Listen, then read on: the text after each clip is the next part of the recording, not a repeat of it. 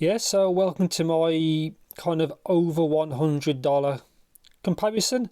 A bit vague, but then again, this is only what I've actually tried myself.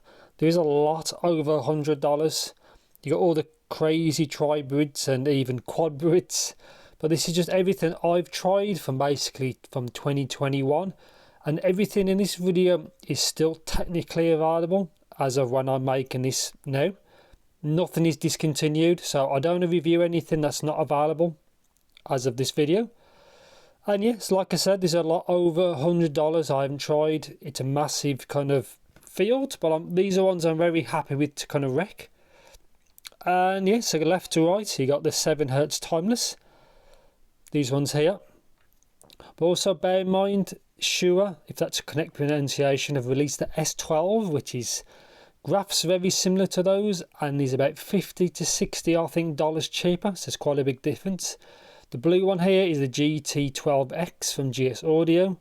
You've got the Mangird Teas, the Softears RSV, the TRI i3 Pros, and at the end, which is I haven't reviewed it but I have tried it, is the LZ A7s. All these kind of have funky setups, but anyway, let's get straight into the first one. So the 7Hz timeless, it's had a lot of hype. It is a planar, it's a single planar driver. It's a really funky shape. Obviously the inner part is normal, shall we say, and then it's obviously got the big planar kind of in there, and obviously the back is kind of unique. Not the best for aesthetics, but it does look more unique for what it actually is. Anyway, I'm going to overlay the graph now so you can have a look. Very good. Only bit I don't really like, it's a little bit forward at the lower treble, but you get the benefits of planar, which is like micro details, and they're very fast.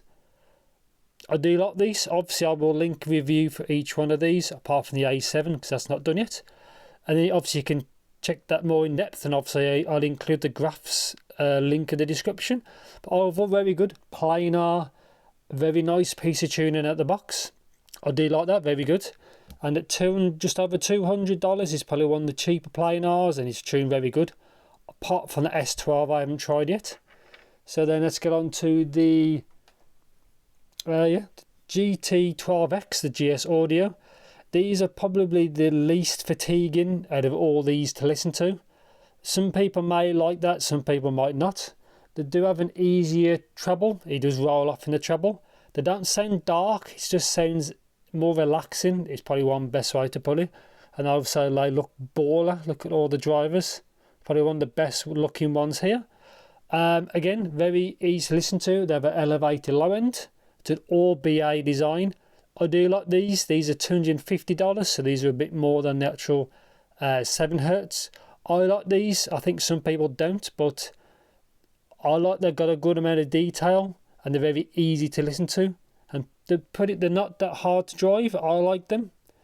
They probably won't be for everyone, but they're not too bad. Or again, obviously I'll link it in the description. Obviously you can see the graph as well, which I'm overlaying. I do like them. Again, I do prefer less treble instead of too much treble. Really, that's probably the best way to describe it. All these are obviously as well handmade. So, oops. So that's what I look like. I think they're pretty badass. So yeah, on to a really good solid set. The Mangird Teas.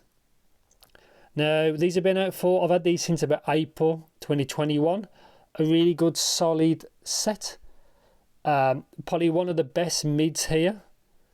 Again, these are not cheap. These are going up to like the $300 kind of range. These are hybrid, which is got 6 balance diameters and 1 dynamic driver. A German-made dynamic driver, and it's a 2-pin. Really good solid set. They're more kind of sub-bass focus in the low end. So they're not bass monsters, but it's really quality bass with these. Obviously these is all balanced armature, and that's planar, so they're all a bit different. Again, I like these, really good mids. The lower treble was, the treble section is fine. I'm glad they don't have any more, but a lot of people do like the T's. I won't go too much into detail, obviously, because I've already done the review, But again, a really solid set. Obviously you can see the graph, which I'm overlaying anyway. I do like them. I think they're a really good set. All these as well I'm showing are all tuned a little bit different. As again, variety is the spice of life. So let's get the Softears RSV, aka the reference sound 5. Easily the most expensive here. These are like $700, and they're 5 balanced armature per side. So they are expensive for what you're paying, but then again, these are a very good set, and they do have the actual tonality of a single dynamic driver, which is quite a feat from all BAs. So they have 5 BA per side, they're quite thick. I'd love to see what these look like inside, but again, I'm not going to overlay the graph now. Only kind of thing I don't like with these is the lower treble is a bit like, it's a bit spicy, but it depends on your tolerance. But for probably music reproduction, these are probably up here as my favourite.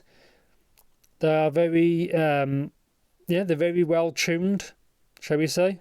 A really good set, but diminishing returns. Again, these are over twice the price of probably the most expensive one here. Most expensive in this row is probably about 300, and these are 700. So bear that in mind. A good set, but you're really paying for that tuning. But again, they are pretty good. Any people who have these do really like them, so bear that in mind. Let's get the blingy boys out here. These are the TRI i3 Pros. These use a planar, a dynamic driver, and a balanced armature. So again, quite a funky setup, and obviously very reflective. They're a fingerprint magnet, but only you will see that. If anybody can see that, they're far too close to your ears. Not a bad set, kind of bassy. Again, the only bit I don't like of these is the lower treble kind of part, and they do have. Then further up, as you can see, the treble does rolls off. A good set. They probably could do a little bit of work with EQ to get close to perfection, but the 3 drivers in these do work very, very well together.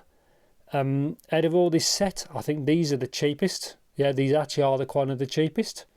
So bear that in mind. I think they're about $150. The soft ears are about 700. The T's are about 300. The GT12Xs are about 250. And the 7Hz are about 220 as of this video. And these are about, I think, around the 150, 160 mark. I could be wrong, but it's around that kind of ballpark. Again, a good set. The cheapest set, which is kind of quite a thing, but I do like these. All these also benefit from a good source, because they've got unconventional driver setups, so bear that in mind. Yeah, good setup. Might need a little bit of work with EQ, but they are quite good. I do like them. And to my final one in this video, which I haven't reviewed yet, but I have tried. These are the LZA7s. These are 10 different tuning options. So they've got 5 different nozzles. Plus you got the tuning switch, which is pop and monitor. For what I've tried briefly, the red filter with the pop switch seems to be my preference. There's also 1 dynamic driver, 4 Knowles balanced armatures, and 2 piezo electric drivers, or piezo ceramics. So quite, again, a funky setup. Again, as usual, I'm displaying the graph so you can, well, sorry, my mistake. I would have displayed the graph, but I have not graphed these yet. But these are a future video. Again, a solid set, very small for the crazy kind of driver setup. And that's it really. I hope to get to them soon.